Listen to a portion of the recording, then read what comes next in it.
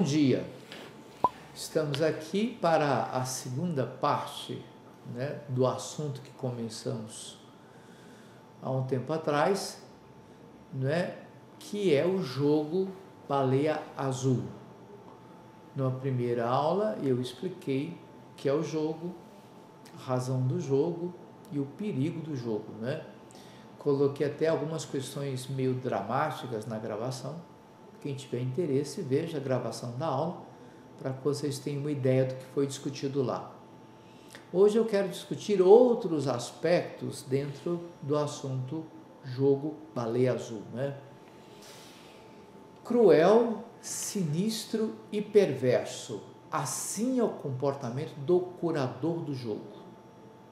O jogo Baleia Azul, ele tem curadores encarregados de cooptar, de acessar, de induzir adolescentes à participação no jogo. E esses curadores têm esse perfil aí. Eles são cruéis, eles são sinistros, eles são perversos. Por que eu estou usando o adjetivo sinistro? Porque eles fazem tudo na calada da noite, no escuro, sem serem vistos. Normalmente eles contactam os adolescentes cooptados às 4 da manhã. Às 4 da manhã o telefone toca e os adolescentes atendem e vão cumprir as ordens, as tarefas que o curador cruel, sinistro e perverso determina. Não são tarefas fáceis, são tarefas difíceis, mas que de alguma forma o curador consegue que elas sejam cumpridas. Através de uma série de tarefas autodestrutivas, esses curadores induzem jovens à morte. Mas é uma relação de domínio, de gozo, sadomasoquista e de extrema frieza. Mas, Miguel, o que é gozo sadomasoquista? São os jogos sadó, Sadó, eles dizem assim. Isso existe no mundo inteiro, aqui em Goiânia também existe, uma mulher, que controla, que determina, que é dona do jogo, o jogo sadomasoquista, reúne em sua casa homens que vão se submeter ao seu chicote, às suas torturas. Esses homens são queimados, esses homens são furados, esses homens recebem chibatadas fortes, esses homens são humilhados. É o jogo sadomasoquista.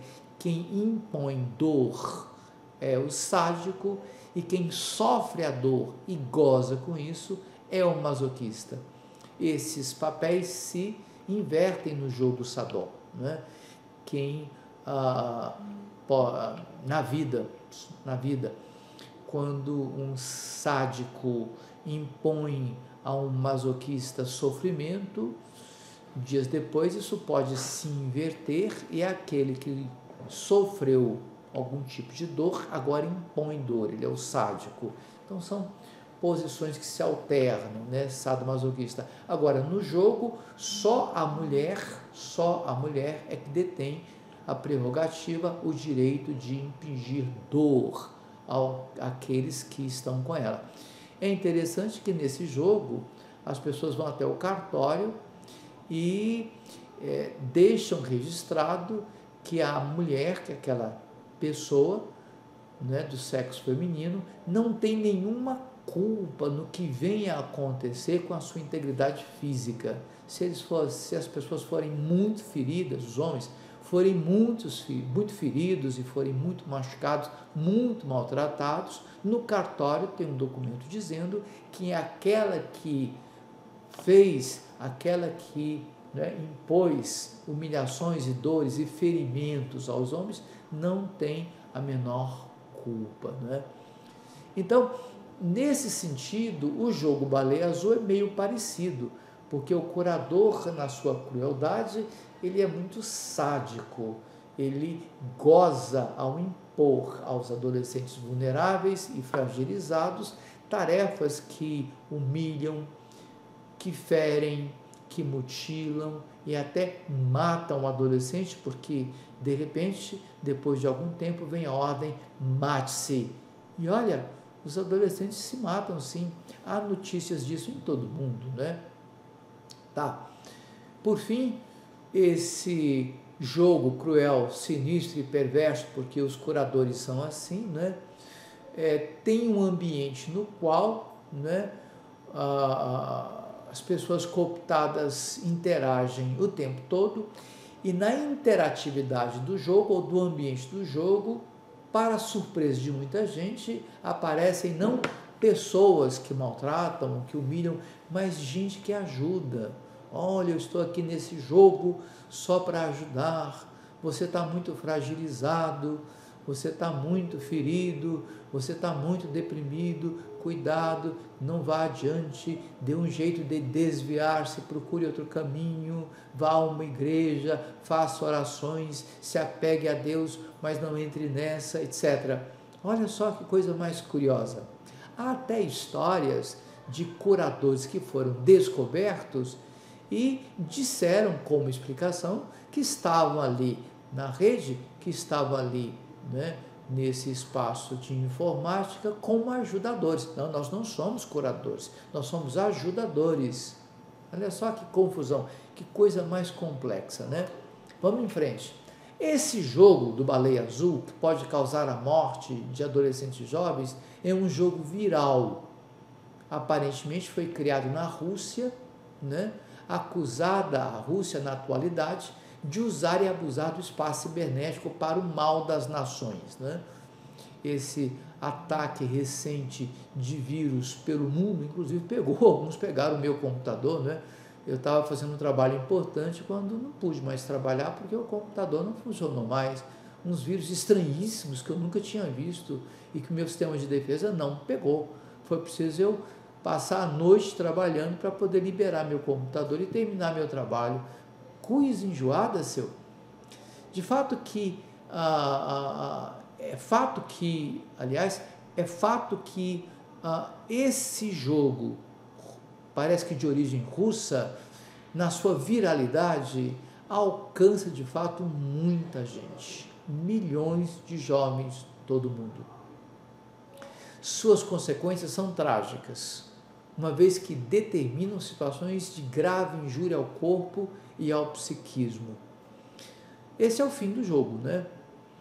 O adolescente, ele é meio sádico por natureza. Agora imagine só alguém cruel, alguém que na calada da noite fica procurando alguém para realizar seus atos destrutivos no corpo, no psiquismo de outra pessoa.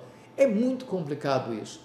Chama atenção de novo, é um jogo viral, ele se esparrama facilmente, ele se expande muito, ele pega muita gente, pega muitos espaços cibernéticos, e ele faz isso baseado em informações que os usuários da internet deixam por onde passam, no Face, no Netflix, em outros serviços que a rede presta e que convoca, o que pede, ou que induz os usuários a deixarem seus dados ali, não é? Você se importa em preencher o questionário pedindo a sua altura, o seu peso, que livros você gosta, etc, etc, etc? Certa vez, eu, para entrar num site que eu necessitava, tive que preencher um certo questionário onde eu dizia que gostava de romances, de livros de romances. Pois bem, esqueci. E comecei a receber sistematicamente de várias lojas do país inteiro propagandas e ofertas de romances. Olha só, a informação que eu deixei num certo site viralizou, foi distribuída a toda a rede, de tal maneira que quem tinha livraria ou não tinha, podia usar meu endereço e mandar para ele, né, aquilo que eu tinha declarado gostar. Pedi minha individualidade, perdi até minha identidade, que eu não gosto só de romance, eu gosto de muito mais coisas, né? E perdi, né, a minha proteção ali de estar mais ou menos na minha, mais ou menos oculto da grande mídia. Não preciso estar aparecendo em tudo, não tenho vocação para isso. Então, que quer um pouco de paz, não vai ter paz porque todo mundo vai saber, inclusive no exterior, quem sou eu, o que eu compro, o que eu como, para onde eu vou e quem eu sou. Com base nisso, jogos virais como este podem facilmente me atingir e me induzir a comportamentos a partir de sedução à minha personalidade, à minha identidade sobre aquilo que eu declarei. Olha que coisa perigosa. Tá. Esse jogo, ele induz pessoas ao suicídio de fato, e isso por passos, Em primeiro lugar, adesão e imposição por ameaças para obediência cega. Sorte que o curador exige que aquele que aderiu obedeça ao comando das tarefas de maneira cega. Então a pessoa vai como zumbi fazendo aquilo que lhe ordenam, seja mutilar-se, seja ferir-se, seja humilhar-se, seja o que for. A pessoa obedece cegamente, isto é, perde o seu escrutínio, perde o seu discernimento, perde a sua capacidade crítica em termos de consciência, perde, enfim, a noção de si, porque tudo isso é minha identidade, Outra coisa, o segundo passo são os maus tratos e as mutilações progressivas, abrindo o caminho para o autoextermínio.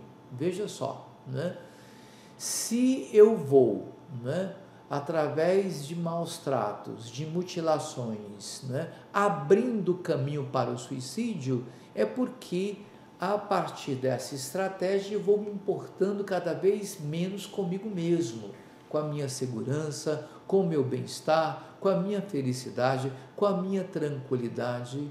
Vou perdendo autoestima de forma perigosa e vou considerando que qualquer coisa que me aconteça me é indiferente. Se eu perder dinheiro, se eu perder a saúde, se eu perder a segurança, se eu perder um braço, isso me é indiferente, não ligo para isso. Ora, se eu não ligo para aquilo que me maltrata, se eu não ligo para aquilo que induz a minha humilhação, o suicídio para mim é coisa fácil. O suicídio para mim é uma coisa perfeitamente normal, perfeitamente aceitável. O último passo, então, o penúltimo passo, aliás, é a formação de uma consciência cativa e privada da vontade própria. A pessoa já obedece cegamente, a pessoa já se impõe maus tratos progressivos. E agora, depois de algum tempo, nessa prática de diminuição de si mesmo, de maus tratos a si mesmo, depois de algum tempo a pessoa tem uma consciência cativa e privada de vontade própria. Quer dizer, a pessoa vai fazer aquilo que lhe ordenarem, nem que seja saltar de um precipício, tomar veneno, dar um tiro na cabeça, enfiar uma faca no peito, dar um tiro no peito, dar um tiro no queixo, coisas assim. Então, esse jogo vai por passos, induzindo a pessoa ao suicídio. E o último passo, onde o suicídio será de fato efetivado, diz respeito à indução coercitiva que o indivíduo sofre por parte do curador para buscar no suicídio uma saída. Você não tem mais saída, você está muito fraco, você está muito fragilizado, você já é meu, e eu ordeno a você que você se extermine, eu ordeno que você se mate. A ordem vem assim, impositiva, ousada, prepotente, arrogante, o curador dono da vida, controlando a vida do outro, que por fim, depois de perder tudo, inclusive a vontade própria, é lançada no campo do suicídio, uma coisa sem volta. Veja só que interessante isso, do ponto de vista da tragédia. Aí dá para pensar, quais são os motivos para a existência do jogo? Porque esse tipo de jogo existe, E nós demos aí algumas explicações. Por exemplo, o jogo existe por causa da crueldade normal presente na existência humana.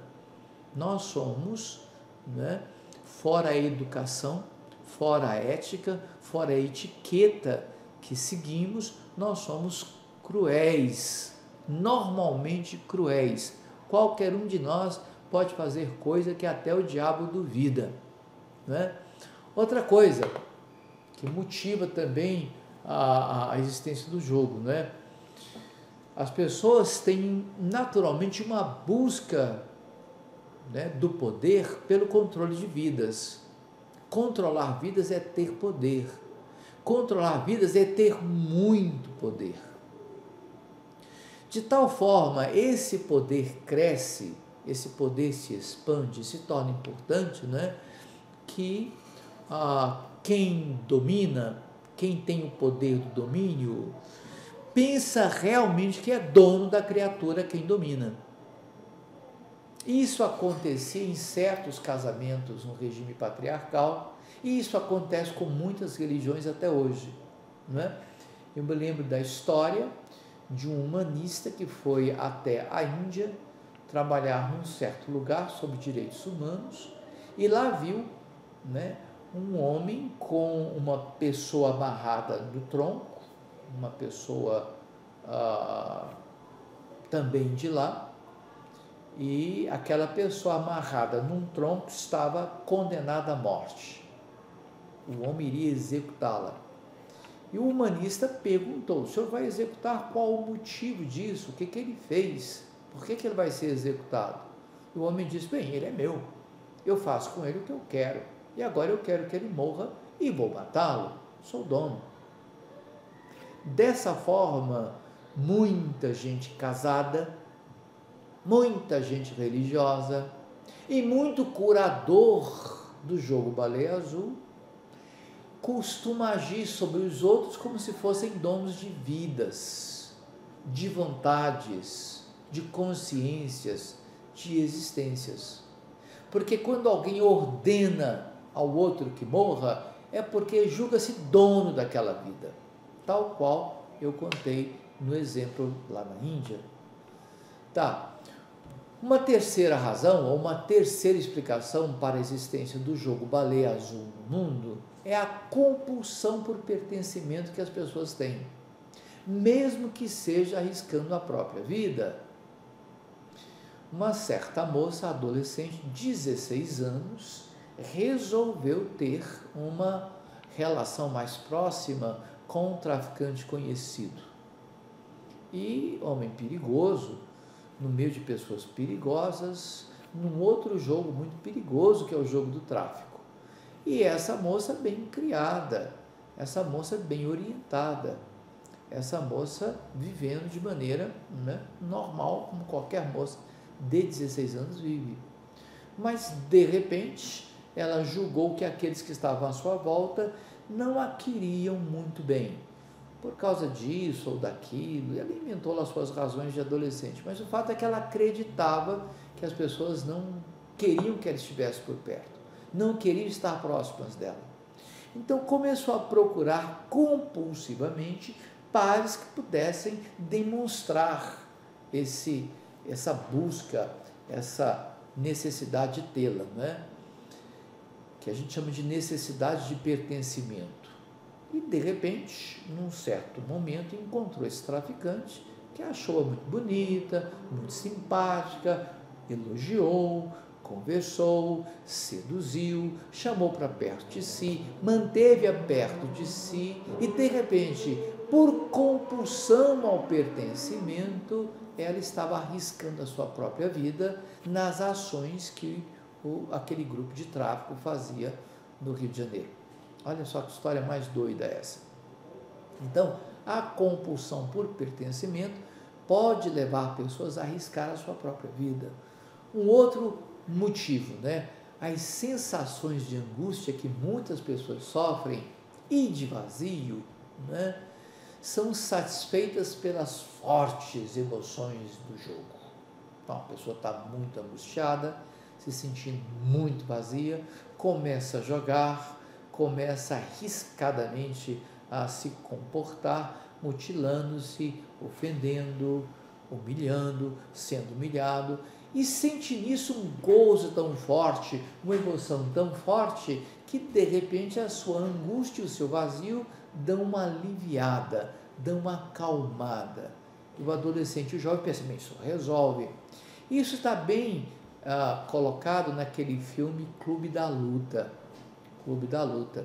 onde os protagonistas da história, na sua angústia, no seu vazio, essas sensações terríveis, vão buscar na luta, no arrebentarem-se em pancadas, em lutas noturnas, se sentem melhor. Quebram uma cara, quebram uns aos outros, sangram, arrancam dente, mutilam, mas no clube da luta tudo é válido, porque nesse clube fechado as pessoas estão se livrando do peso que as sensações de angústia e de vazio provocam.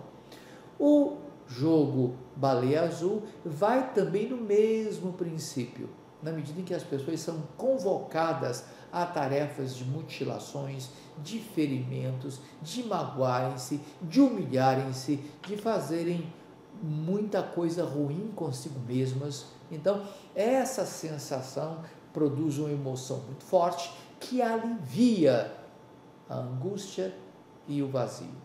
Olha só. Tá, e o que fazer?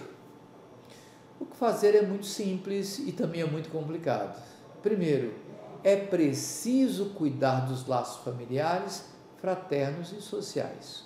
Então, houve laços, houve ligações, pessoas estão ligadas pelo afeto, ligadas pelo dever, por exemplo, pelo trabalho, pela ética, pessoas estão ligadas, por exemplo, perseguindo o mesmo alvo, tendo a mesma história. Essas pessoas que têm laços devem cuidar deles, dos laços muito familiares, estou dizendo assim, familiares principalmente, os fraternos são os amigos muito, e os sociais também, de sorte que se nós queremos ficar mais fortes, temos que cuidar dos laços, primeiramente familiares, depois fraternos, depois sociais. Também desenvolver nas comunidades maior conhecimento sobre pessoas em desenvolvimento, crianças, adolescentes e jovens. Ainda hoje, século XXI, nos dias de hoje, se pensa que a criança é um adulto incompleto, é um rascunho de adulto. Ainda hoje se pensa que o adolescente só tem tamanho nenhum juízo de menino, e que para ter juízo tem que se desenvolver até se tornar um adulto, porque só o adulto tem juízo, só o adulto sabe pensar, só o adulto pode trabalhar, só o adulto pode tocar a vida, só o adulto é dono do seu nariz, só o adulto é gente. A criança não é gente, é projeto de gente, e o adolescente é um projeto em andamento, é um rascunho já mais avançado. Essa ideia muito antiga precisa ser esquecida. Na verdade, não é nada disso.